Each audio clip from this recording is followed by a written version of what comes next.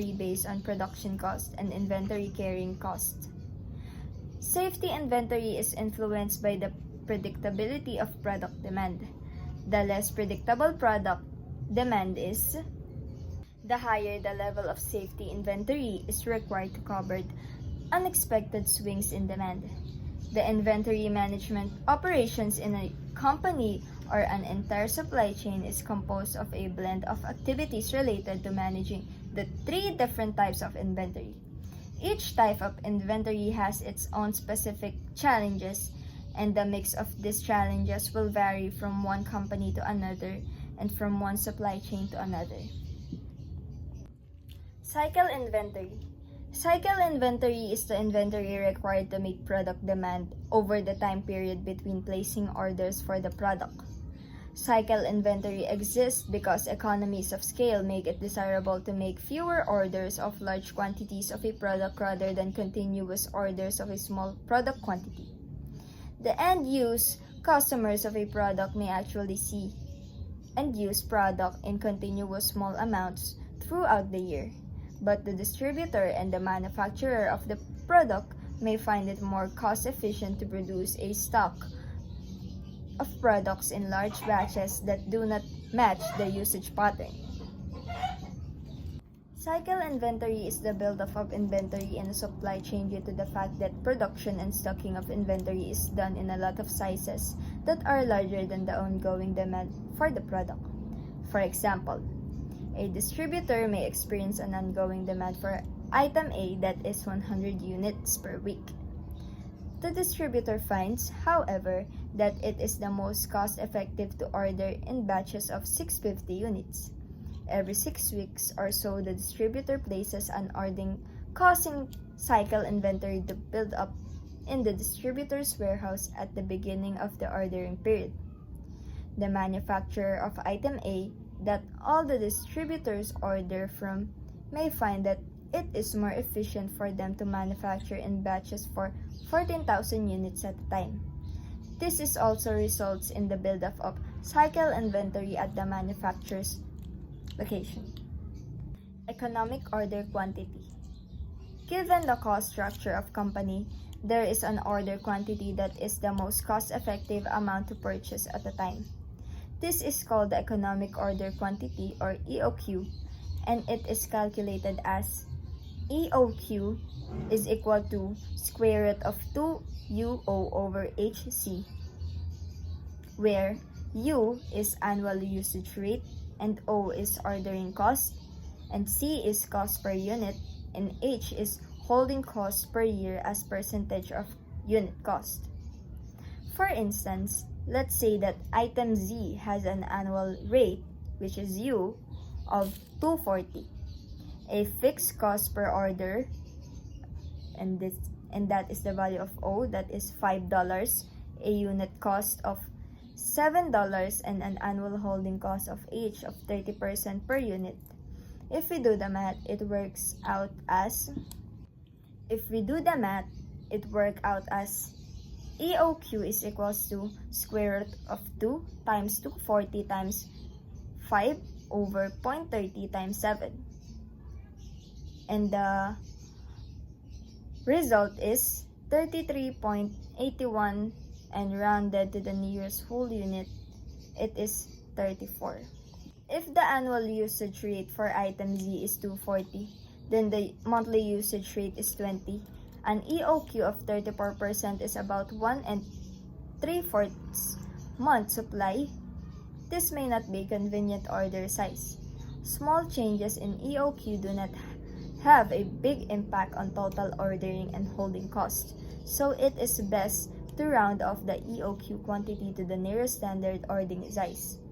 In the case of item Z, there are 30 units in a case, so it would make sense to adjust EOQ item for item Z to 30. The EOQ formula works to calculate an order quantity that results in the most efficient investment of money in inventory.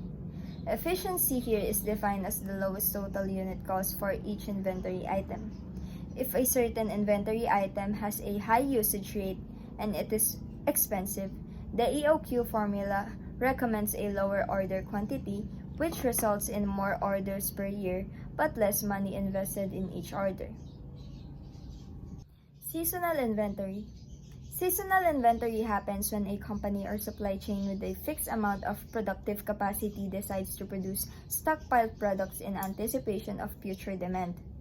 If future demand is going to exceed productive capacity, then the answer is to produce products in times of low demand that can be put into inventory to meet high demand in the future.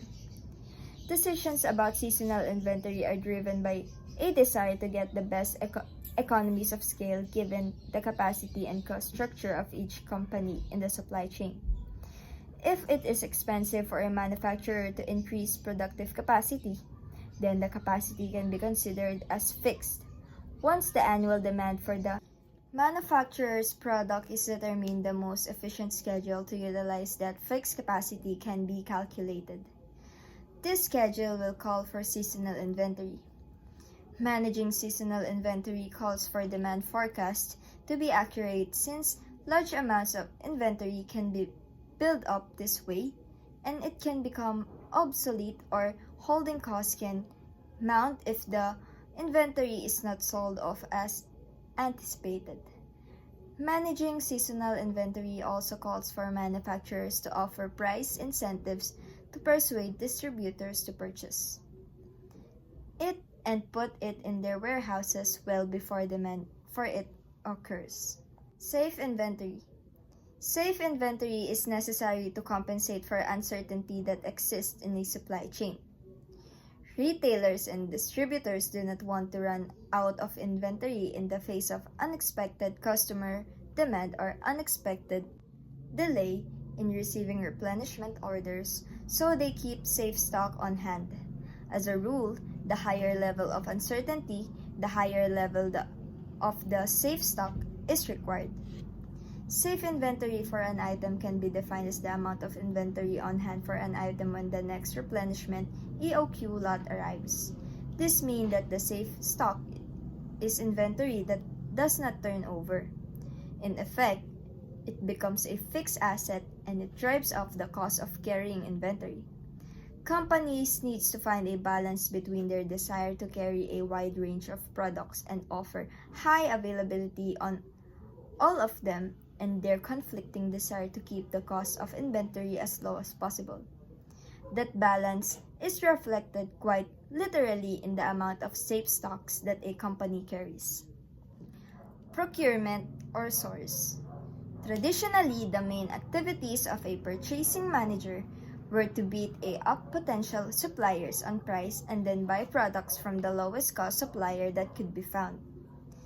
That is still an important activity, but there are other activities that are becoming equally important. Because of this, the purchasing activity is now seen as part of the broader function called procurement. The procurement function can be broken into 5 main activity categories. Number 1, purchasing. Number 2, consumption management. Number 3, vendor selection. Number 4, contract negotiation. Number 5, contract management. Purchasing. These activities are the routine activities related to issuing purchase orders for needed products. There are 2 types of product that company buys. 1, direct or strategic materials that are needed to produce the products that the company sells to its customers. And number 2, indirect or MRO. MRO means maintenance, repair, and operation. Products that a company consumes as a part of daily operations. The mechanics of purchasing both types of products are largely the same. Purchasing decisions are made, purchase orders are issued, vendors are contract, and the orders are placed. There is a lot of data communication